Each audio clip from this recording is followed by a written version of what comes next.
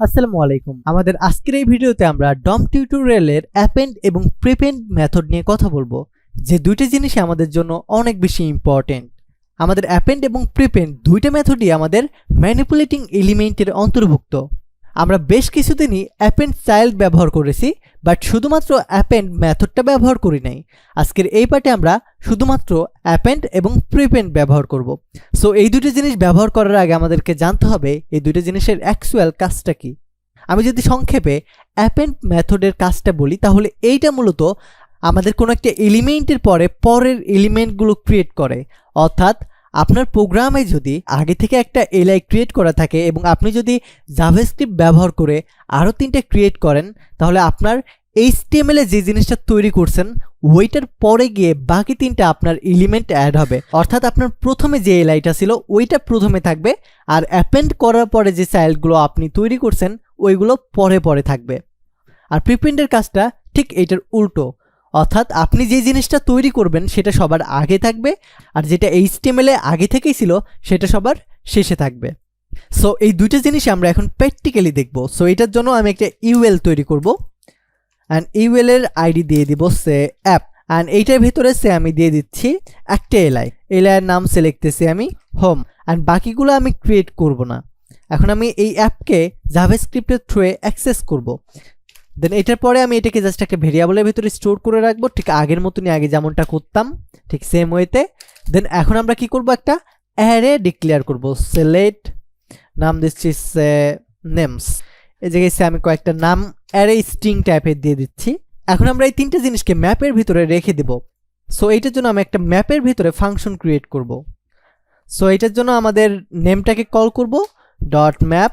দেন এই ম্যাপ মেথডের ভিতরে আমি একটা অ্যারো ফাংশন ক্রিয়েট করব, এবং এইটার ভিতরে আমি একটা প্যারামিটার পাস করব সে নেমস। এই জায়গায় আমি একটা ভেরিয়েবল ডিক্লেয়ার করব এলআই, এবং এইটার ভিতরে আমি এলিমেন্ট ক্রিয়েট করব, ক্রিয়েট এলিমেন্ট, অ্যান্ড এই জায়গায় আমি এলআই ক্রিয়েট করব। আপনি জাস্ট এই জায়গায় এলআই না, আমরা উদাহরণ দিচ্ছি একটা জিনিস দিয়ে যেন আপনাদের বুঝতে সুবিধা হয়।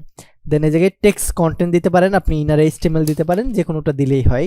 এই জায়গায় সে আমি কিছু লিখবো না, কারণ আমরা চাই আমাদের অ্যারের ভিতরে যে নেমসগুলো আছে সেগুলো এখানে এসে পাস হোক। সো এটার পরে আমি রিটার্ন করব, কাকে রিটার্ন করব, এলআইকে। এবং আমাদের এই ফুল জিনিসটাকে আমি একটা ভেরিয়েবলের ভিতরে স্টোর করে রাখবো, সিলেক্ট ডম স্ট্রিং। এই জিনিসটাকে লেখার পরে আমি জাস্ট আমাদের অ্যাপকে কল করব।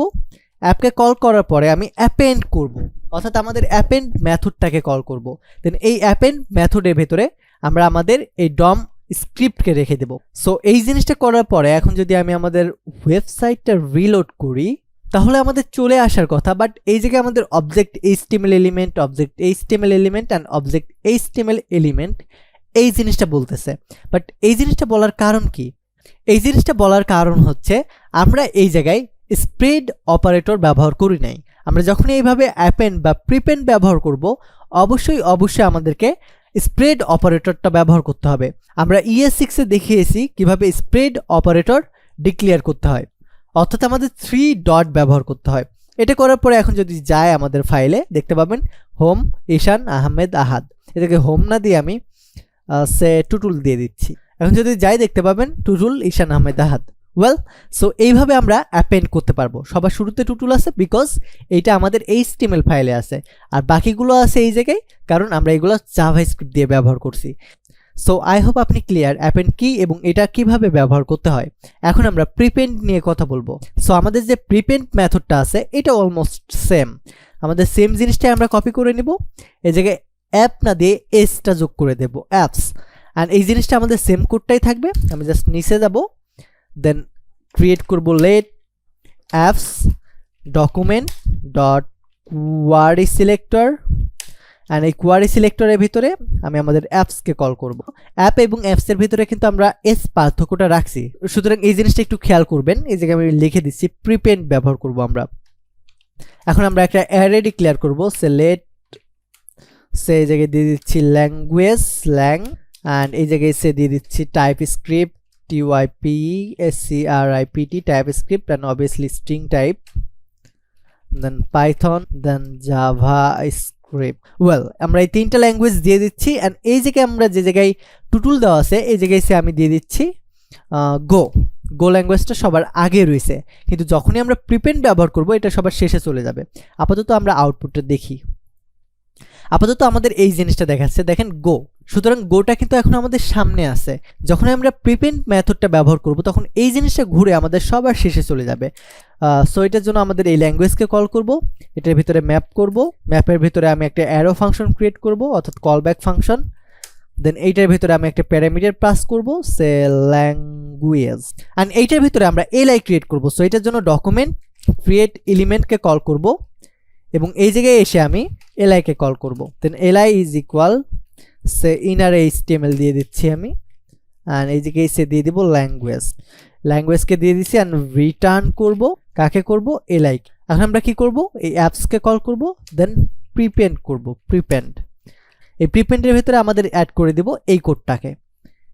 এটার জন্য আমি এটাকে একটা ভেরিয়েবলের ভিতরে রেখে দেব, সে লেট এই জায়গায় সে দিয়ে দিচ্ছি ডিটেল। এখন যদি আমি এটাকে রেখে দিই, আর এখন যদি আমি আমাদের ওয়েবসাইটে যাই, আমাদেরকে অবজেক্ট দিচ্ছে, দেওয়ার কারণ আমরা স্প্রেড অপারেটর ব্যবহার করি নাই, সো 3 ডট ব্যবহার করতেছি, দ্যাটস ইট। এখন যদি আমি যাই, দেখেন টাইপস্ক্রিপ্ট, পাইথন, জাভাস্ক্রিপ্ট দেখাচ্ছে এবং গো অ্যাট দ্য লাস্ট আমাদের দেখাচ্ছে। এই জায়গাতেই যদি আমি প্রিপেন্ড না দিয়ে অ্যাপেন্ড দিতাম, দেখেন তাহলে কিন্তু গোটা কিন্তু আমাদের সবার শুরুতে থাকতো। সো এইভাবে কিন্তু আমরা শুরুটা শেষে এবং শেষেরটা শুরুতে আনতে পারি অ্যাপেন্ড এবং প্রিপেন্ড মেথডটা ব্যবহার করে। সো এই ভিডিওটা এই পর্যন্তই থাকবে। এই ভিডিও সম্পর্কে যদি আপনার বেটার কোনো সাজেশন থাকে তাহলে অবশ্যই কমেন্ট করে জানাবেন। ধন্যবাদ, টেক এ রিস্ক।